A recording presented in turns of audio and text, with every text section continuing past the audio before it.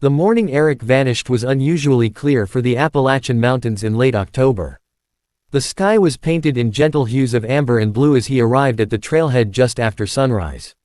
A 36-year-old software engineer from Raleigh, North Carolina, Eric was no stranger to the wilderness.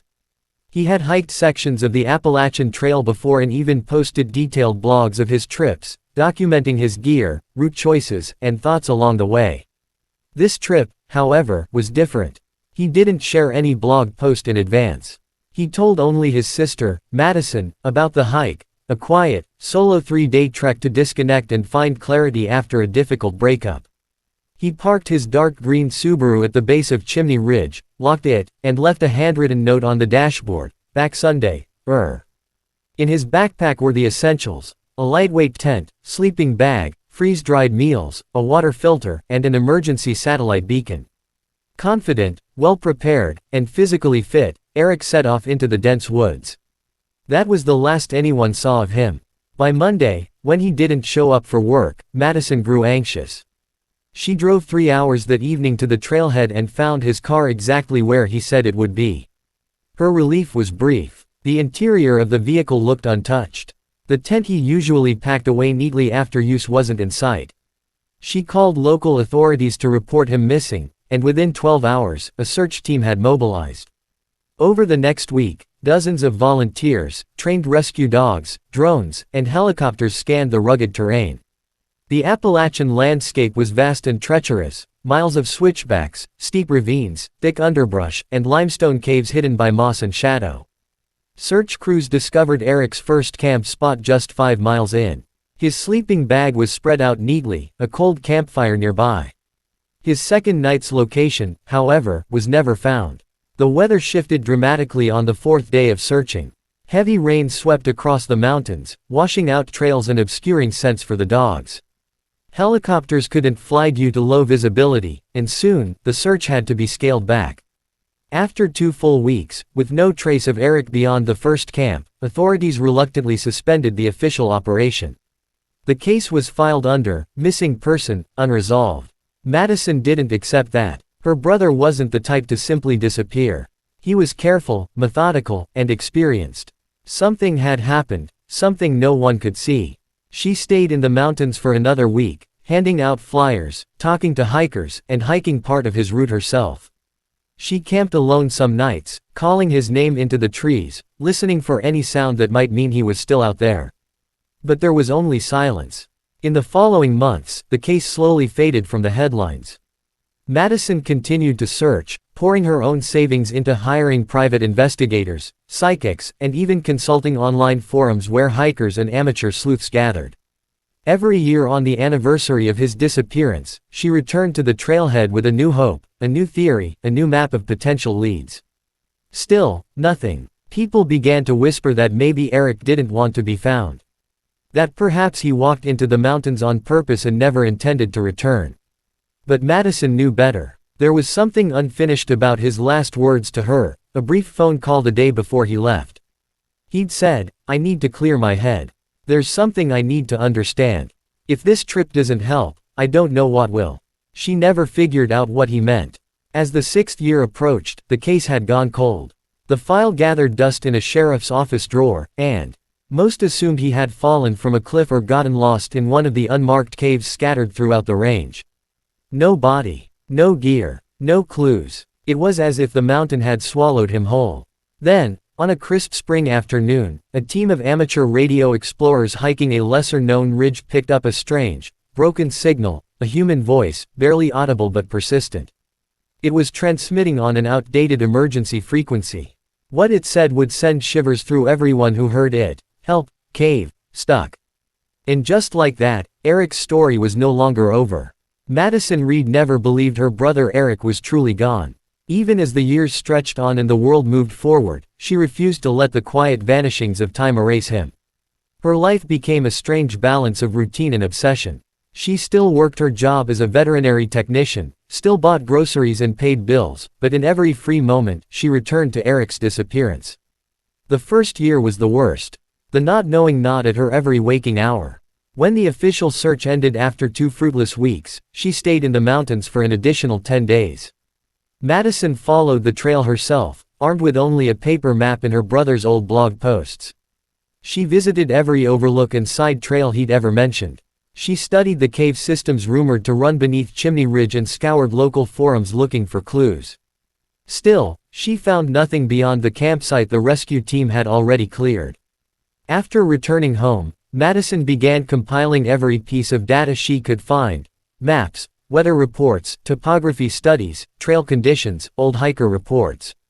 Her small guest bedroom slowly transformed into a kind of case wall: strings connecting locations, highlighted articles, photos of Eric from his hikes, and her own field notes. She posted regularly in online communities for missing persons, outdoor survivalists, and Appalachian trail hikers. She contacted YouTubers, outdoor bloggers, and former search and rescue volunteers. Some helped. Many didn't respond. Each year on the anniversary of Eric's disappearance, Madison returned to the same trailhead. She'd walk the path he once took, speaking into the air like he was still listening. She left laminated photos and notes pinned to wooden signs. "Eric, if you're out here, I'm still looking." On the third year, she brought a drone, flying it over hard-to-reach cliffs and gorges. But the camera always returned only images of rocks and trees, beautiful and haunting in their emptiness. Family and friends grew concerned. Her parents had passed long before, and Eric had been her only sibling. Some of her coworkers worried she was slipping into obsession, but few said it aloud.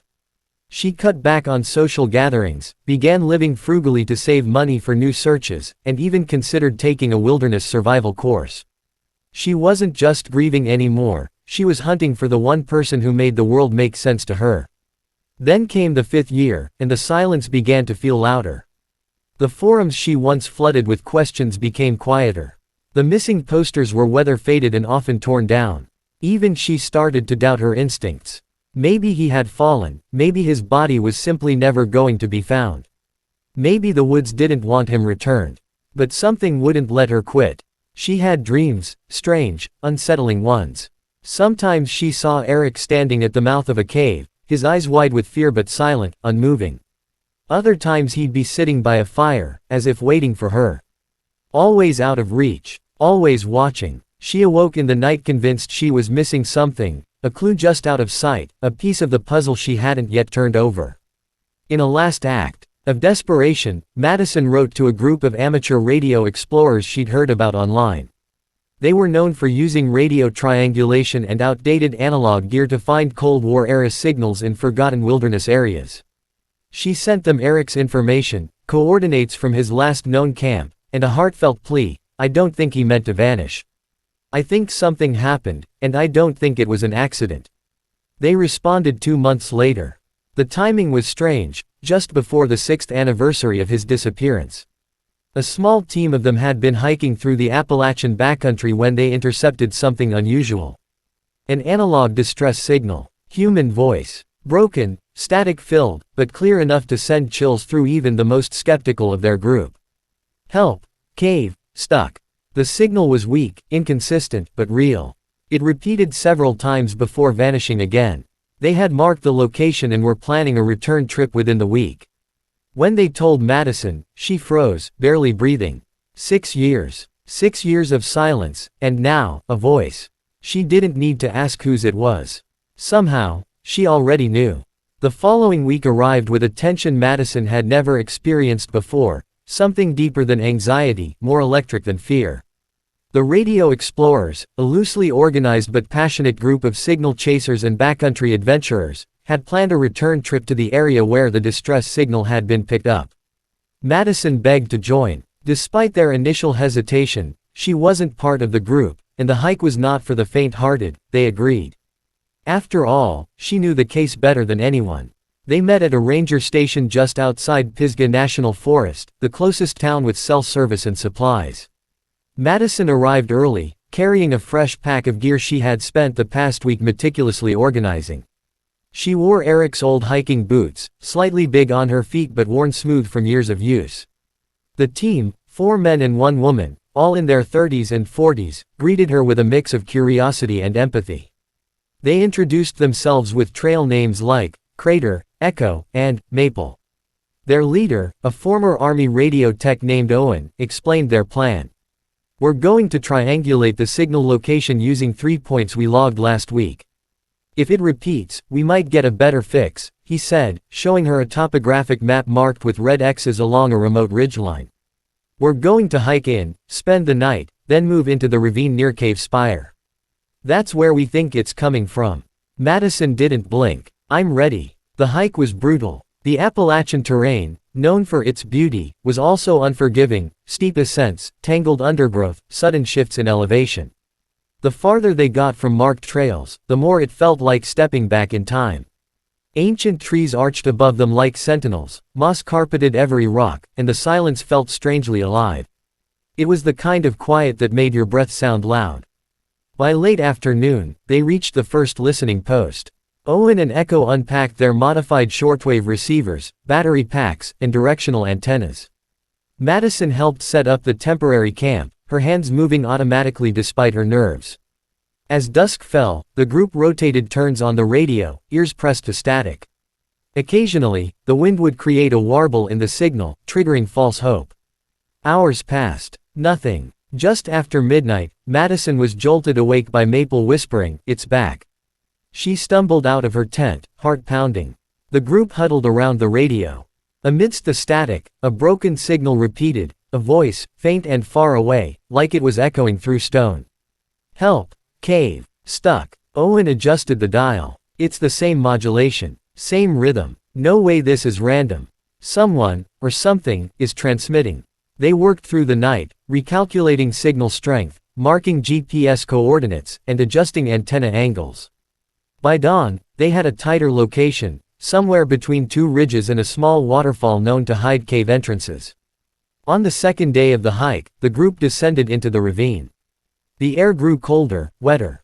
Mist clung to the mossy floor, and the light barely pierced the canopy. They passed old signs of life: a weathered boot print in mud, a long rusted fire ring, and, eventually, a tattered nylon strap half buried under leaves. Madison knelt beside it, recognizing the faded color instantly. This was Eric's pack. He always used that green strap to hold his sleeping pad. She clutched it like it might lead her to him, her throat tight. The others exchanged uneasy glances. They were no longer searching for a ghost story, they were in the middle of one. By the time they reached the suspected signal source, the terrain had turned jagged. The entrance to the cave was barely noticeable, a slit in the rock wall, half hidden behind a collapsed tree and layers of fern. Madison stood in front of it, heart in her throat. It looked like nothing. And yet, she felt an undeniable pull toward it. Inside, the darkness was thick and absolute. Owen unpacked a portable radio beacon and set it near the cave's edge. The signal repeated again, louder now, clearer. "Help! Cave! Stuck!" Echo's voice broke the silence. "It's coming from inside." They shone their flashlights down the narrow passage, where the rock curved into blackness. Madison took a step forward, voice barely a whisper. "Eric." Only the cold answered. But for the first time in 6 years, the silence wasn't empty.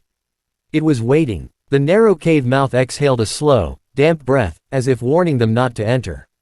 The group stood in tense silence, their headlamps casting trembling beams into the darkness. Madison felt the ground beneath her boots shift slightly, soft with wet leaves and unstable rock. Her pulse thundered in her ears, but her mind had gone completely still. If Eric had been down there, if he was still down there, then she wasn't turning back.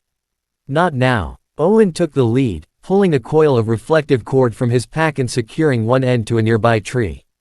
"We'll tether ourselves. No one goes deeper than 20 meters unless we clear the entrance first. Caves like this can collapse without warning." Madison clipped herself onto the rope without hesitation. As the team filed in one by one, their footsteps echoed strangely off the stone. The interior narrowed quickly, forcing them to crouch and crawl in places. The air grew colder, wetter, and heavier with each meter, carrying with it the faint but unmistakable scent of decay, not fresh, but old, settled into the bones of the place. About 10 meters in, they found signs that someone had been here. Faded chalk markings on the rock, a broken flashlight, and further in, a tangle of red paracord that had long since frayed. Madison recognized it immediately. Eric used it on nearly every climb. She reached out to touch it, her fingers shaking. "I've seen this court in every photo he ever posted," she whispered. They pressed on. The passage widened slightly into what looked like a chamber, maybe the size of a small bedroom. Stalactites dripped slowly from the ceiling, and old camping gear lay scattered across the floor. A mess kit, a cracked GPS unit, and a water filter bag that had long since gone moldy. On one side of the chamber, a narrow shaft descended deeper into the earth, almost like a natural chimney. Madison dropped to her knees beside the gear, brushing dirt off a battered journal sealed in a plastic pouch. She recognized the handwriting instantly, Eric's slanted, careful scrawl. Her hands trembled as she flipped through the pages. He was alive here, for at least a week. Each entry was brief, some only a sentence or two. Took a wrong turn. GPS dead. Trying to find another exit. Food low. Water okay. Lights fading. Heard something last night. Like breathing. Not mine. Still waiting. Still hoping. Madison couldn't breathe. The final entry was a single word, circled several times. Help. Owen gently took the journal, nodding at Echo to log its coordinates and condition. "We should head out and mark this for SAR teams," he said, his voice low. "We've found proof. They'll want to send in experts, spelunkers, maybe even cadaver dogs." But Madison shook her head slowly. Her flashlight had caught something at the far end of the chamber. A narrow crevice, no wider than a man's shoulders, led even further down. She moved toward it instinctively, like gravity was drawing her in. He went deeper. "I can feel it. That passage is unstable," Echo warned. "If you go in and it shifts, we won't be able to get you out." "I'm not asking you to come with me," Madison said softly. Before anyone could argue, the radio crackled to life in Owen's hand, a burst of static followed by that same fractured voice, now unmistakably male and closer than ever. "Help. Stuck. Light. Can't move." Everyone froze. Madison turned back toward the shaft. It wasn't coming from the radio anymore. It was echoing up from below. Echo cursed under her breath. "That's not a recording." Owen's face had gone pale. "Someone, or something, is transmitting now." Maple began setting up another beacon as the team scrambled into action. This was no longer about theories or hunches. The signal was active, and it was below them. Madison clipped a second line onto her harness, not waiting for approval. She squeezed through the narrow passage as the cave seemed to close around her. Every scrape of her jacket against the rock sent echoes bouncing off unseen walls. "Eric," she called, her voice trembling. "I'm here. I'm coming." Silence. Then, a sound. Not static. Not wind. A human cough. Madison froze, heart pounding in her throat. He was alive. Or something was. The air grew colder the deeper Madison descended.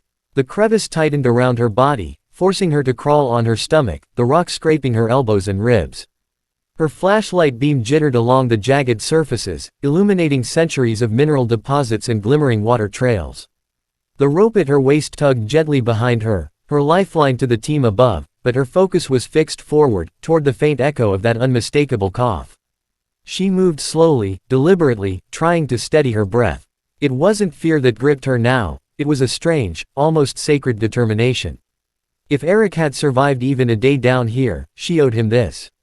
And if he hadn't, she at least needed to know the truth. After what felt like an hour but was likely minutes, the passage opened into a small vertical shaft. She peered down and spotted a narrow ledge just below, barely wide enough to stand on. With shaking fingers, she lowered herself down, wedging her boots into cracks for stability. As she landed on the ledge, her foot knocked something loose. A battered thermos. She picked it up. The name, Eric, was etched crudely into the side with what looked like a knife. She choked on her breath. He had been here. This wasn't just a cold trail. It was real. Owen's voice crackled and through the radio clipped to her chest. "Madison, status. Do you see anything?" Her voice was quiet but steady. "I found his thermos. The shaft widens here. I'm going deeper." A pause. "Be careful. Don't lose your tether." She moved forward, squeezing through another slit in the rock. The cave beyond opened into a larger chamber, the biggest she'd seen yet. Her light swept across uneven stone, revealing something that stopped her cold. A pile of torn fabric. She rushed forward. It was a faded blue jacket, filthy and stiff with age, partially buried under dust and loose gravel. She recognized the patches sewn onto the sleeve, Eric's old Appalachian Trail gear. Her knees gave out as she sank beside it, hands trembling. But there was more. Next to the jacket, shielded beneath a rock overhang, was a dry space, a makeshift shelter.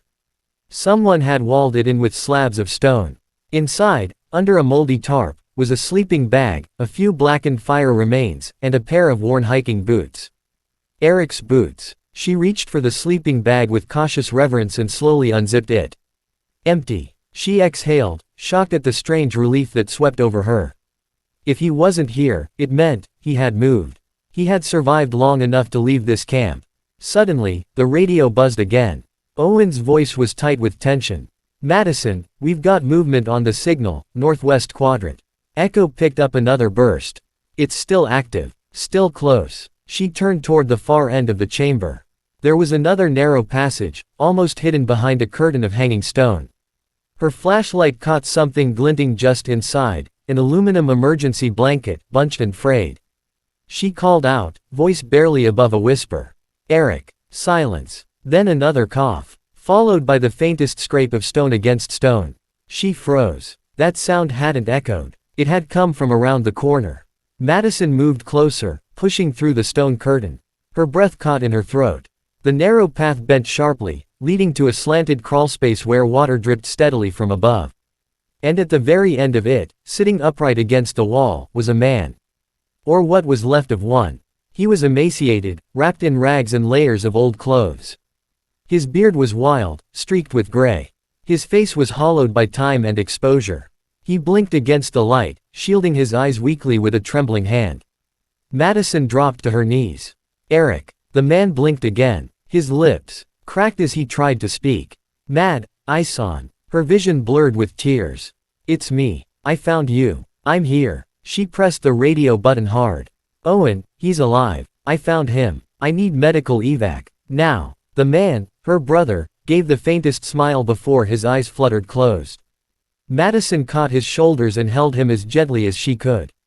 He wasn't gone. Not this time. She wasn't losing him again. Owen's voice came crackling through the radio, sharp and commanding. "We're on our way down. Hold his position, Madison. We've already pinged SAR. We've got a chopper 2 clicks out." Madison barely heard him. She cradled Eric's limp form against her, trying to keep him upright without causing harm. His skin was cold, papery, and drawn tightly over sharp bones. His breathing was shallow, painfully so, but it was there. Each rise and fall of his chest felt like a miracle. She tore open her pack with trembling fingers, pulling out an emergency thermal blanket. "Stay with me," she whispered, wrapping it tightly around him. "Help is coming. I promise." Eric's eyes fluttered open again, his pupils struggling to adjust to the beam of her headlamp. He looked at her like she was a memory, something his brain couldn't quite process. I thought you were a dream," he murmured, his voice cracked and brittle. "You're not dreaming," she whispered back, tears slipping down her cheeks. "I've been looking for you for 6 years." His lips trembled. "So dark down here, I didn't think anyone would come." Her grip tightened around his shoulders. "I never stopped. None of us did." Above, Owen and Echo were descending with Maple following close behind, their headlamps flickering through the narrow shafts. Madison heard their footfalls approaching, boots crunching through the gravel and shifting stone. As they entered the chamber, Owen's eyes locked on Eric. He knelt beside them without a word and immediately began checking vital signs. Echo dropped her pack and started assembling the portable med kit. Pulses weak but steady. Breathing shallow, Owen muttered. "We'll need IV fluids the second we're topside." "Maple, prep the harness." Madison stepped back to let them work, her body still shaking from the rush of adrenaline. The cave felt like it was pressing in on them, as if the mountain itself had been holding Eric hostage all these years and was reluctant to let go. "How did he survive?" Echo asked under her breath as she examined Eric's clothes, noting the layering, the water filtration straw looped around his belt, and the jagged pieces of moss-covered bark inside a pocket. "He's been living off cave water and tree roots." Madison nodded slowly. "He built a shelter back in the chamber. There were ashes from fires. A journal. He thought he was alone." Eric stirred slightly. "I followed the wrong tunnel," he whispered hoarsely. "It collapsed, couldn't get out. Thought I'd die there." "You almost did," Owen said, voice tight. "But you didn't." They worked quickly to stabilize him, wrapping his frail limbs with thermal fabric and securing the harness around his chest and waist.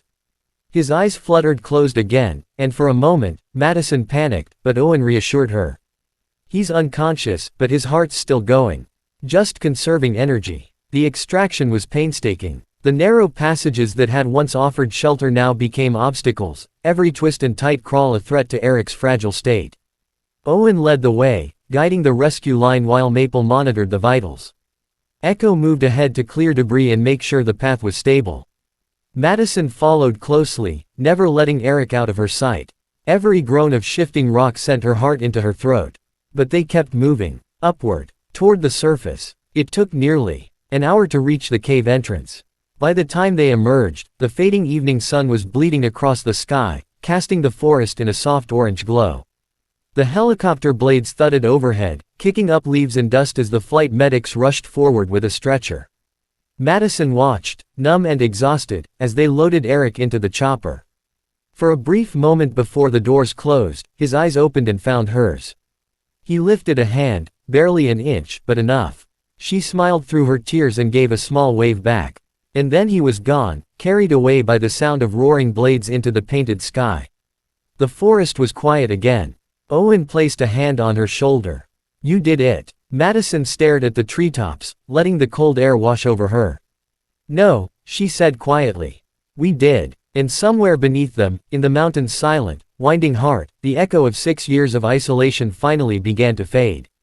The hospital lights were sterile and too bright, humming with the cold detachment only institutions like this could have. Madison sat by Eric's bedside, her hands folded tightly in her lap. Machines beeped steadily around her, a gentle reminder that he was alive, that after 6 long years, her brother was really here, breathing beside her. He looked fragile now, buried under layers of thin blankets and wires, but his color had returned slightly. His cheeks weren't as hollow. His hands, though trembling, gripped hers when he could. The doctors said he was lucky, his body had somehow adapted to starvation, to solitude, to the cold dampness of the underground. But his mind would need time to adjust. Time to return from the darkness he had lived in for so long. Madison's phone buzzed beside her. It was a message from Owen. Press is outside. They want a statement. You ready? She glanced at Eric, who was asleep again, then typed back quickly. No, but I'll do it. With a deep breath, she kissed Eric's forehead and stood, smoothing her jacket. The hospital corridor outside was bustling with activity. As soon as she stepped into the lobby, the flash of cameras met her like a wave. Journalists called her name from all directions. Madison. Is it true he survived in a cave for over 5 years? Did he say what happened to him? Was there any sign of foul play? How did you find him when no one else could? She held up a hand to quiet them and stepped up to the podium hastily set up near the hospital's entrance. Her voice, though quiet, cut through the chatter. My brother, Eric Thornton, disappeared on April 6, 6 years ago while hiking the Appalachian Trail. Most believed he had died, an accident, a fall, maybe even an animal attack. We searched for months, and when we found nothing, they told us to move on. She paused, but I didn't. She took a breath and continued.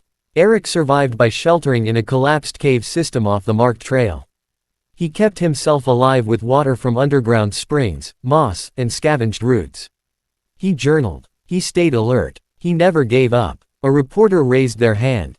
How did you finally find him? Madison met their gaze. We received a strange signal, likely from a weather-worn emergency beacon that somehow turned back on. It led us to a previously undocumented cave chamber. Inside, we found signs of life. And eventually, we found him. Another reporter shouted, did he ever try to escape on his own? Her face tightened. He did. His journal said he tried multiple times. But after a cave-in blocked the main exit, he lost his bearings. Without sunlight or GPS, he was trapped.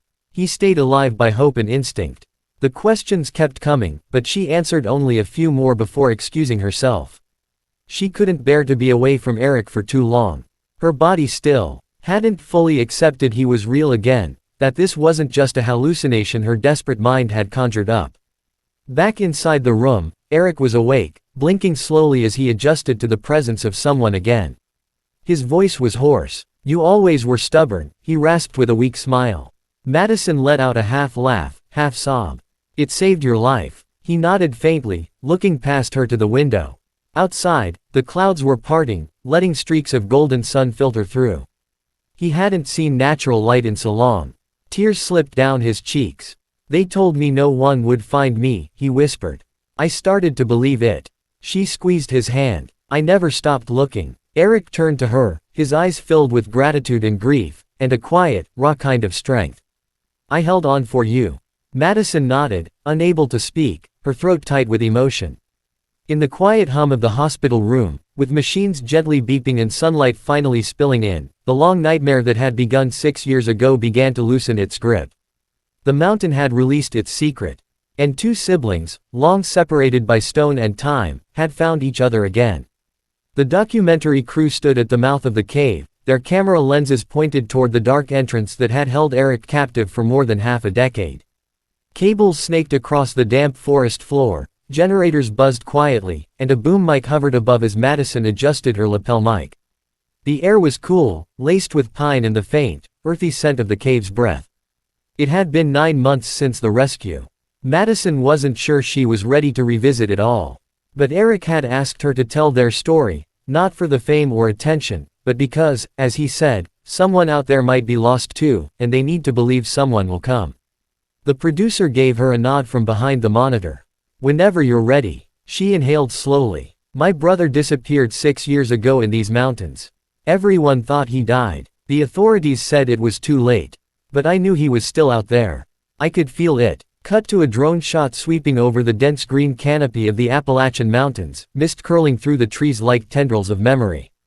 The voiceover continued. "I learned the trails. I interviewed hikers. I talked to old park rangers who remembered cave systems no one had mapped in years. Every year, I came back, following any clue, any whisper." As Madison spoke, footage flashed across the screen, hand-drawn maps spread out across a cabin floor, a weather-beaten journal with pages marked in frantic handwriting, and the moment her team's radios crackled with the strange signal that led them to the hidden cave. Then the screen faded into the footage of the cave chamber, now filmed under bright, respectful lighting. The scorched fire ring, the makeshift bedding of dried moss, the symbols etched into the wall with burnt sticks, it all told a story of survival that defied belief. Eric had left behind a message scrawled in coal on the stone wall. "If you find this, I made it longer than I thought." That line had stayed with Madison, burned into her memory more deeply than anything else. In the next segment, Eric himself appeared on screen, sitting beside Madison at their family's old cabin, wearing a sweater 2 sizes too big and a nervous smile. He looked healthier now, still thin, but stronger, more grounded. His voice was quiet, measured. "I was angry at first," he said.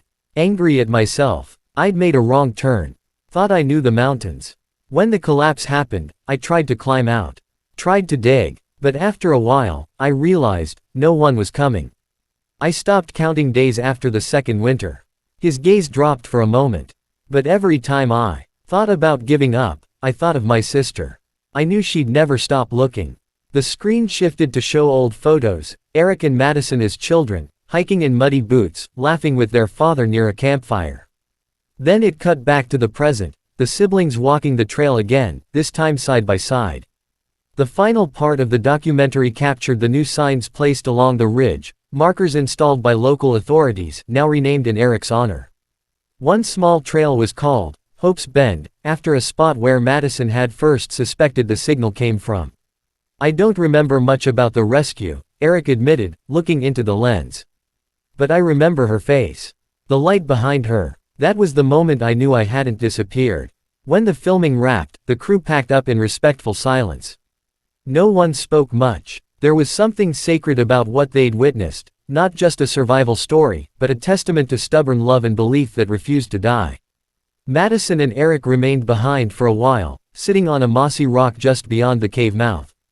The sun was dipping low, casting golden rays between the trees. "You okay?" she asked, watching him watch the forest. He nodded slowly. "Yeah, it's just, I used to dream about this view. The sound of the wind, the light through the trees. I forgot how green everything was." Madison smiled softly. "You're home." He turned to her and nodded. "And you brought me back." They sat there a while longer in silence, letting the forest speak around them.